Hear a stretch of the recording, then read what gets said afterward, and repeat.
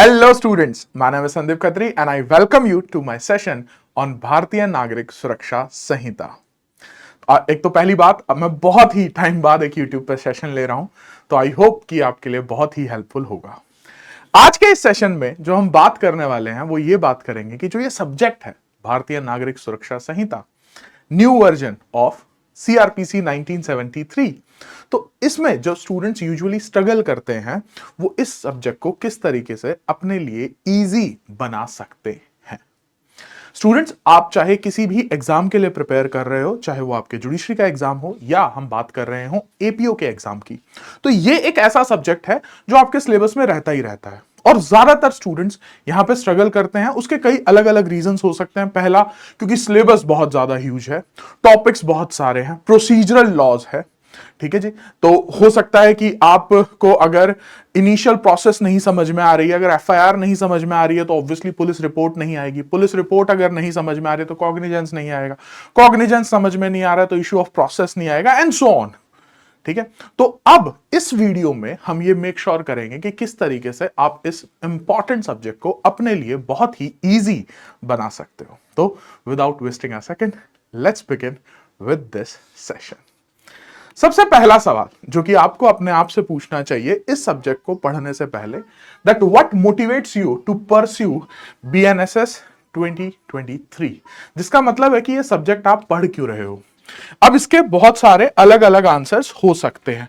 अगर मैं मेजॉरिटी की बात करूं तो ज्यादातर स्टूडेंट्स का यहां पर आंसर हो सकता है कि वो जुडिशरी एग्जाम के लिए प्रिपेयर कर रहे हैं, कुछ का आंसर हो सकता है वो एपीओ जैसे एग्जाम्स के लिए प्रिपेयर कर रहे हैं, कुछ स्टूडेंट्स का आंसर हो सकता है कि वो अपने कॉलेज के जो उनके एग्जाम्स हैं उनके लिए वो प्रिपेयर कर रहे हैं, एंड अदर रीजंस में भी। ठीक है, बट हाँ, मोस्ट ऑफ द स्टूडेंट्स आपके इस कैटेगरी में फॉल कर जाएंगे। अब सबसे पहला सवाल ये जानना क्यों जरूरी है कि आप किस कैटेगरी में फॉल करते हैं। उसके पीछे रीजन ये है क्योंकि उसी के अकॉर्डिंग आपकी अप्रोच होगी। देखिए, जब आप कॉलेज एग्जाम्स के लिए पढ़ रहे हैं आप उस अप्रोच को मिक्सअप नहीं कर सकते हैं अपने एपीओ के एग्जाम के लिए, और जब आप एपीओ के एग्जाम के लिए पढ़ रहे हैं तो आप उसको मिक्सअप नहीं कर सकते हैं जुडिशरी के एग्जाम के लिए, and vice versa. Which means कि सबसे पहला सवाल कि पढ़ क्यों रहे हैं, जिसमें कि सबसे पहले अगर मैं बात करूं कॉलेज एग्जाम की तो बहुत सिंपल सा सॉल्यूशन है। जिस भी कॉलेज में आप हैं उसके प्रीवियस 5 इयर्स 10 इयर्स सॉल्व कर लीजिए, वहां से आपको 10 से 15 या 20 क्वेश्चंस का एक क्वेश्चन बैंक बन जाएगा, और उनको सॉल्व कर लीजिए, बार बार उनकी आंसर राइटिंग प्रैक्टिस कीजिए, उनके पॉइंटर्स को याद कर लीजिए, कुछ लैंडमार्क जजमेंट्स याद कर लीजिए, and you are done with the subject. ठीक है, मुझे नहीं लगता कॉलेज स्टूडेंट्स जो है इसमें किसी भी तरीके से इस सब्जेक्ट में स्ट्रगल करना चाहिए। अब बात करते हैं मेनली जुडिशरी और एपीओ स्टूडेंट्स के लिए। आपका काम इतना आसान नहीं होगा, फॉर ऑब्वियस रीजंस। हमें थोड़ा सा डिटेलिंग में जाना पड़ेगा कि किस तरीके से यह सब्जेक्ट आपके लिए इजी बन सकता है।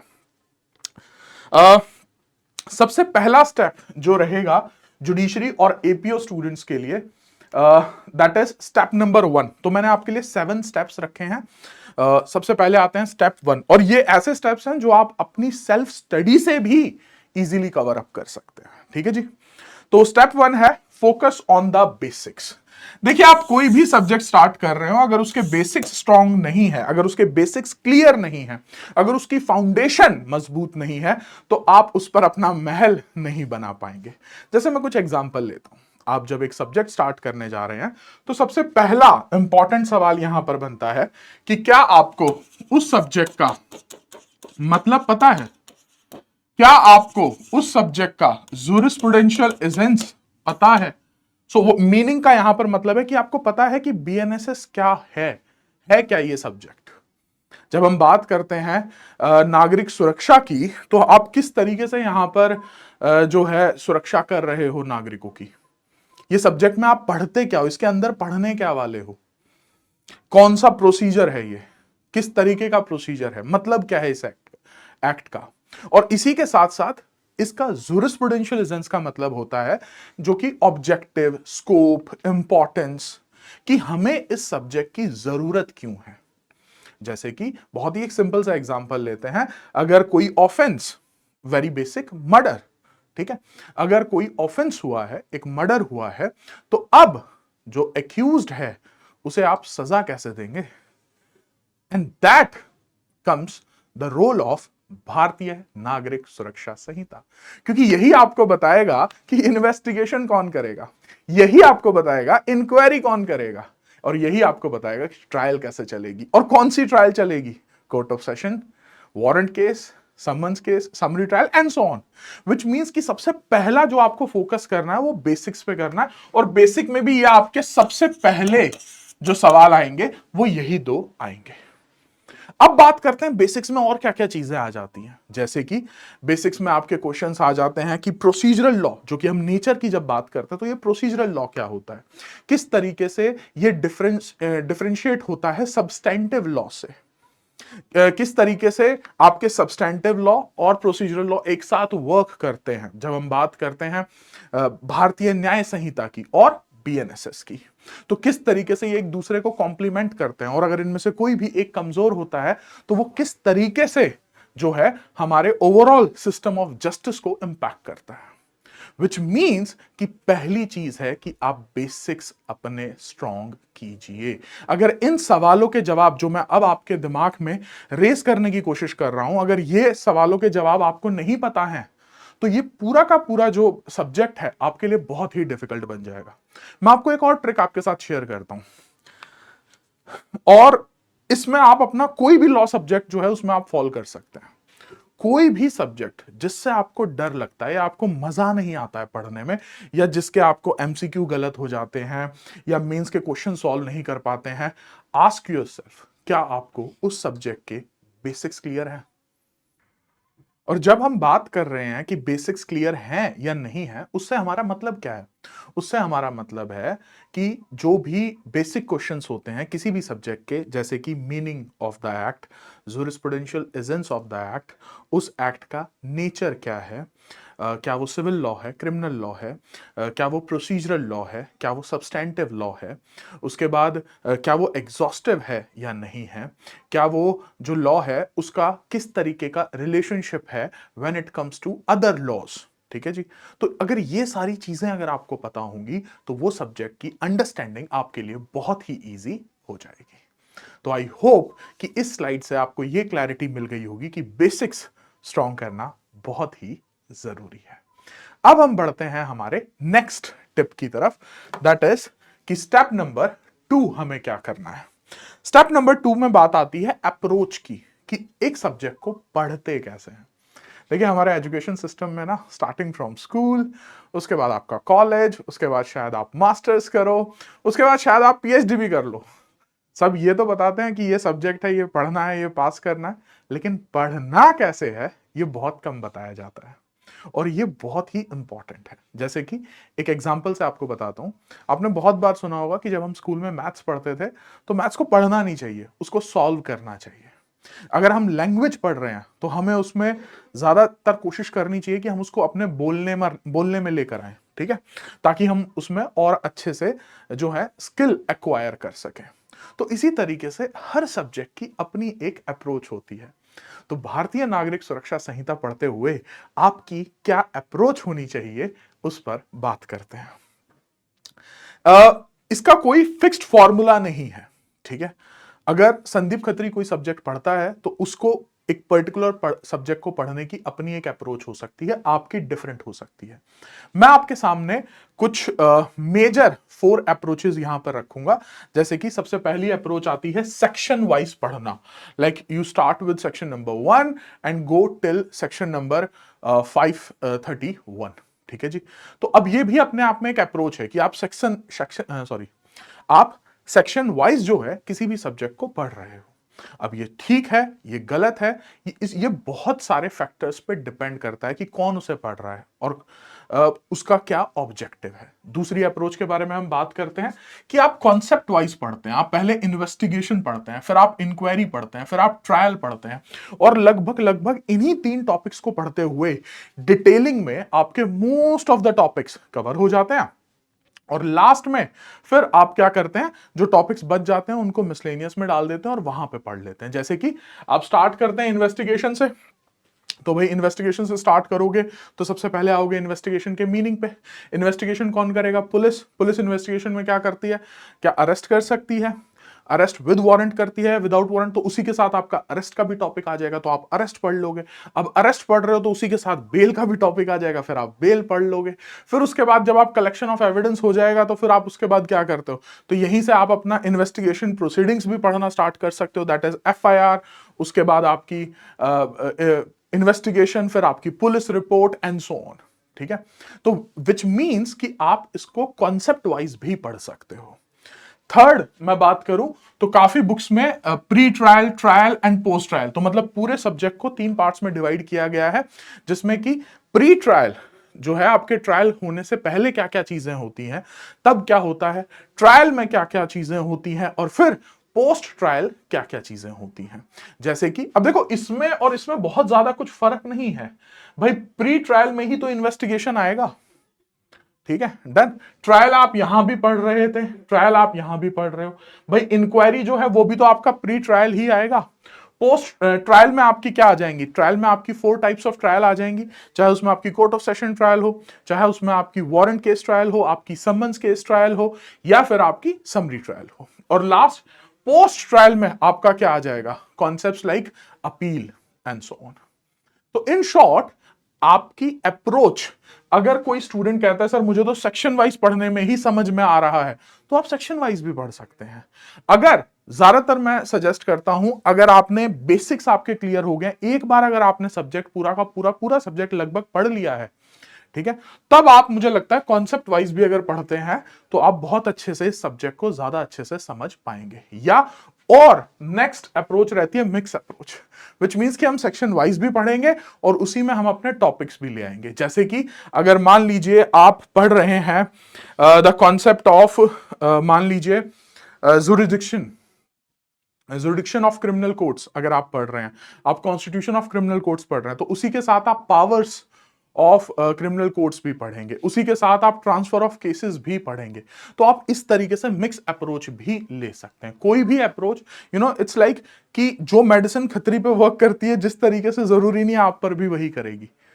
एज एन एजुकेटर मेरा जो पर्पस है, मेरा जो ऑब्जेक्टिव है वो ये है कि मैं आपको ऑप्शंस दे दूं कि देखिए इन इतने तरीके हैं जिनसे ये इस सब्जेक्ट को पढ़ा जा सकता है, समझा जा सकता है। अब आपको देखना है कि आप किस कैटेगरी में फिट होते हो और किस कैटेगरी में आप ज्यादा अच्छे से चीजों को समझ पाओगे। ठीक है, बहुत सारे स्टूडेंट्स होते हैं क्योंकि उनको लगता है प्रोसीजरल लॉ है तो मुझे प्रोसीजर से ही समझना है, मुझे स्टार्ट ही FIR से करना है एंड सो ऑन, तो वो भी ठीक है। ठीक है, तो इसके अलावा भी अप्रोचेस हो सकती हैं। अब बात करते हैं जी हमारे स्टेप नंबर 3 पे, कि बेसिक्स के बारे में पता लग गया, अप्रोच के बारे में पता लग गया, अब पढ़ना कैसे है।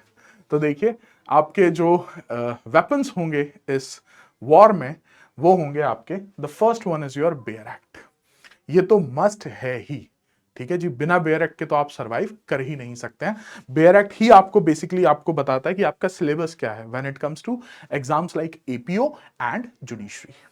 तो जब हम बात करते हैं ना 39 चैप्टर्स, जब हम बात करते हैं ना 531 सेक्शंस, जब हम बात करते हैं 2 शेड्यूल्स, तो इन शॉर्ट हम बात कर रहे हैं इस बेयर एक्ट की।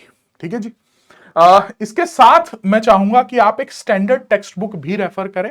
अब बहुत स्टूडेंट्स का क्वेश्चन आता है कौन सी स्टैंडर्ड टेक्स्ट बुक। देखिए, आप कोई भी एक बुक ले सकते हैं, चाहे उसमें केलकर हो, चाहे उसमें रतनलाल एंड धीरज लाल हो, चाहे उसमें KD गौर हो, या कोई और बुक हो जिसका मैंने यहां पर नाम भी नहीं लिया है। पॉइंट यह है कि आपको वो बुक पढ़नी नहीं है, रेफर करनी है।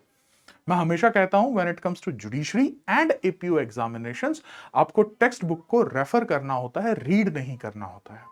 अब इसमें डिफरेंस क्या है, इसमें डिफरेंस ये आता है कि जब आप कोई टॉपिक पढ़ रहे हो, फॉर एग्जांपल आप पढ़ रहे हो अरेस्ट का कॉन्सेप्ट, अब आपने बेयर एक्ट से अरेस्ट पढ़ लिया, लेकिन बेयर एक्ट में जजमेंट्स तो नहीं दी हुई है, बेयर एक्ट में अदर कॉन्सेप्ट्स तो नहीं दिए हुए हैं कि लाइक अरेस्ट और डिटेंशन में क्या डिफरेंस है। ठीक है, उसमें तो नहीं दिया हुआ है, उसमें आपको DK बासु जैसी लैंडमार्क जजमेंट तो नहीं मिलेगी। तो उसके लिए आप क्या करोगे, आप टेक्स्ट बुक को रेफर करोगे। प्लस एक और चीज, जब आप कोई सेक्शन पढ़ते हो और आपको लगता है कि वो सेक्शन आपको नहीं समझ आ रहा है, तो सिर्फ उस पर्टिकुलर सेक्शन के लिए भी आप जो है टेक्स्ट बुक को रेफर कर सकते हो और वो आपकी लाइफ बहुत ईजी कर देंगे। हाँ, प्राइमरी आपका इसमें बेयर एक्ट ही रहेगा। This is your most important one. ठीक है जी, this is your most important one. पहली प्रायोरिटी हम बेयर एक्ट को ही देंगे, लेकिन साथ साथ में हम उसमें टेक्स्ट बुक भी रेफर करते रहेंगे। ठीक है, ताकि हम अपने केस लॉस, ताकि अब बाद में जब मैं आपको नोट्स मेकिंग का पॉइंट बताऊंगा उसमें भी वो आपको हेल्प करता है। Next, step number 4, notes making. Notes making क्या होती है, क्यों जरूरी है? देखिए, अगर मैं पर्सनली अपनी बात करूं, अगर मैं कोई भी टॉपिक पढ़ता हूं और अगर मैंने उस पर नोट्स नहीं बनाए हैं तो मुझे ऐसा लगता है कि मैंने कुछ पढ़ाई ही नहीं किया। ठीक है, नाउ दिस इज मी। ठीक है, लेकिन फिर भी मुझे लगता है कि बाकी स्टूडेंट्स को, और स्पेशली जो कॉम्पिटिटिव एग्जाम्स के लिए प्रिपेयर कर रहे हैं, आपके पास भी जो है अपने टॉपिक के नोट्स होने चाहिए, स्पेशली वो स्टूडेंट्स जो सेल्फ स्टडी पढ़ रहे हैं। ठीक है, क्योंकि जो कोचिंग इंस्टीट्यूट्स में पढ़ रहे हैं तो वहां से तो आपको हेल्प मिल ही जाती है कि आपको ये पढ़ना है, ये नहीं पढ़ना है, नोट्स भी मिल जाते हैं, मटेरियल भी मिल जाता है, तो वो चीजें आपके लिए इनफ है। लेकिन अगर आप वो स्टूडेंट हैं जो कि सेल्फ स्टडी से ही पढ़ रहे हैं तो आपके लिए नोट्स मेकिंग बहुत इंपॉर्टेंट है। अब ये नोट्स मेकिंग में आप क्या क्या चीजें इंक्लूड करोगे? सबसे पहले, आप कोई भी टॉपिक पढ़ रहे हो तो उसका section number, concern section number, क्योंकि आपको वो याद करना है आपके पीटी एग्जाम्स के लिए, मेंस के लिए और इंटरव्यू के लिए। फिर आप लिखोगे उस टॉपिक का मीनिंग क्या होता है, फिर उस टॉपिक का ऑब्जेक्टिव क्या होता है, फिर उसका जो सेक्शंस हैं उसके एसेंशियल्स क्या क्या हैं। ठीक है, फिर उससे रिलेटेड कोई लैंडमार्क जजमेंट है या नहीं है, फिर उससे रिलेटेड कोई सिंपल सा इलस्ट्रेशन है या नहीं है। तो इस तरीके से जो है आप अपनी नोट्स मेकिंग करते हो और ये आपके लिए आपके उस सब्जेक्ट को रिवाइज करने के लिए, उस सब्जेक्ट को अंडरस्टैंड करने के लिए, उस सब्जेक्ट को लर्न करने के लिए बहुत ही अच्छी टेक्निक है। Step number 5, solve MCQs. Come back to step number 1 कि हमें बीएनएसएस पढ़ना क्यों था। तो भाई, अगर आपको पढ़ना है जुडिशरी कॉम्पिटिटिव एग्जाम के लिए या एपीओ एग्जाम के लिए तो आपको एमसीक्यूज भी तो सॉल्व करने होंगे।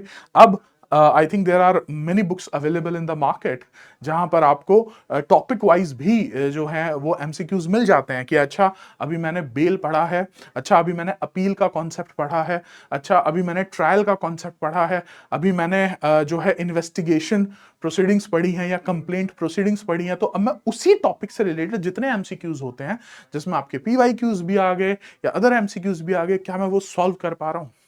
क्योंकि अगर आप वो कर पा रहे हो, बेस्ट ऑफ लक, इसका मतलब आपने बेयर एक्ट से अच्छे से पढ़ाई की है।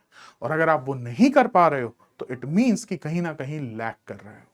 अब वो आपकी इंटरप्रिटेशन स्किल्स हो सकती हैं, वो आपकी अच्छे से नोट्स मेकिंग ना कर पाने की हैबिट हो सकती है, और may be other reasons. But फिर आपको यह पता लग जाएगा कि हाँ, देयर इज अ प्रॉब्लम। लेकिन अगर आप कर पा रहे हो देन कॉन्ग्रेचुलेशंस, आपने सब्जेक्ट को क्रैक कर लिया है। ठीक है जी, और साथ साथ में जब हम एमसीक्यू कर ही रहे हैं तो हम इससे क्यों पीछे भागेंगे? That is your mains answer writing. अब उस पर्टिकुलर टॉपिक से अगर हमने पढ़ा है कि कंप्लेंट प्रोसीडिंग्स के बारे में पढ़ा है, तो क्या मैं कंप्लेंट के बारे में आंसर लिख सकता हूं? क्या मैं जो section 2 clause 1 sub clause H में प्रोवाइजो गिवन है, उस प्रोवाइजो का क्या कॉन्सेप्ट है वो लिख सकता हूं? ठीक है, तो just a second, I think proviso है या एक्सप्लेनेशन है वो, just give me a second. हाँ, my bad, it's not a proviso, it's explanation. ठीक है, तो जो कंप्लेंट की एक्सप्लेनेशन है उसका क्या कॉन्सेप्ट है, क्या मैं उसके बारे में लिख सकता हूं? क्या मुझे यह पता है कि एग्जामिनेशन ऑफ कंप्लेनेंट क्या होता है? क्या मुझे पता है कि postponement of issue of process कब करना होता है, उसका ऑब्जेक्टिव क्या होता है, उसका कॉन्सेप्ट क्या है? ठीक है, तो क्या मैं इन सब चीजों के आंसर, क्या मैं डिफरेंशिएट कर सकता हूं कि कंप्लेंट प्रोसीडिंग्स में और आपकी अदर प्रोसीडिंग्स में ऑन पुलिस रिपोर्ट क्या डिफरेंस होता है? तो ये चीजें आपको जो है पता होनी चाहिए। अगर आप ये कर पा रहे हो, अगर ये मेंस के क्वेश्चंस लिख पा रहे हो उस पर्टिकुलर टॉपिक के, देन अगेन कॉन्ग्रेचुलेशंस, आपने इस सब्जेक्ट को जो है वो अच्छे से समझ लिया है। अब आते हैं हमारे last but one of the most important step पे, दैट इज स्टेप 7, जो कि बात करता है how much time is allocated to each topic. देखिए 39 चैप्टर्स हैं, 531 सेक्शंस हैं, 2 शेड्यूल्स हैं, तो क्या आप यहां पर article 14 of the constitution of India की तरह राइट टू इक्वालिटी खेलोगे, विच मीन्स कि मैं सभी टॉपिक्स को इक्वल टाइम दूंगा? तो there may be some sections like 173 जिसमें शायद आपको 2 या 3 दिन भी कम पड़ जाए, and then there may be some chapters जिसमें शायद आप 10 से 15 मिनट में पढ़कर आगे बढ़ जाओ। अब ये एज अ स्टूडेंट मुझे कैसे पता लगेगा कि कौन से सेक्शन पर कितना टाइम देना है, कौन सा सेक्शन कितना इंपॉर्टेंट है? पहली चीज, ये तो जब आप पढ़ते हो तभी आपको चीजें पता लगती हैं। दूसरा, आप अगर पीवाईक्यू एनालिसिस कर सकते हो, विच मीन्स आप ये देख सकते हो कि अच्छा बीएनएसएस में कुछ ऐसे टॉपिक्स हैं, कुछ ऐसे कॉन्सेप्ट्स हैं, कुछ ऐसे सेक्शंस हैं जहां से यूजुअली क्वेश्चन आता ही आता है। ठीक है, जब हम बात करते हैं 173 की, तो यहां से क्वेश्चन आता ही आता है। जब हम बात करते हैं 193 की, यहां से क्वेश्चन आता ही आता है, विच मीन्स कि जब हम बात करते हैं अरेस्ट की, ठीक है, तो अब ये आपको तब पता लगता है जब आप अपने पीवाईक्यूज को अच्छे से एनालाइज करते हो, चाहे वो आपके पीटी के एमसीक्यूज हो या वो आपके जो है मेंस के जो है वो आपके क्वेश्चंस हो। जब आप इनको अच्छे से एनालाइज करते हो तो आपको पता लग जाता है कि अच्छा ये मेरे इंपॉर्टेंट एरियाज हैं, इन पे मुझे ज्यादा टाइम स्पेंड करना है कंपेयर टू अदर सेक्शंस। हाँ, पढ़ने आपको लगभग सारे ही हैं, ठीक है, लेकिन हाँ, time division is very very important. क्यों? क्योंकि अगेन ये क्वेश्चन बहुत जरूरी है कि हम उस सब्जेक्ट को पढ़ क्यों रहे हैं, ठीक है, जो कि मेरा स्टेप नंबर 1 था। तो आई होप इस वीडियो के जरिए जो मैं आपको समझाना चाह रहा था कि आप बीएनएसएस को किस तरीके से पढ़ सकते हैं, वो शायद आपको समझ आया होगा।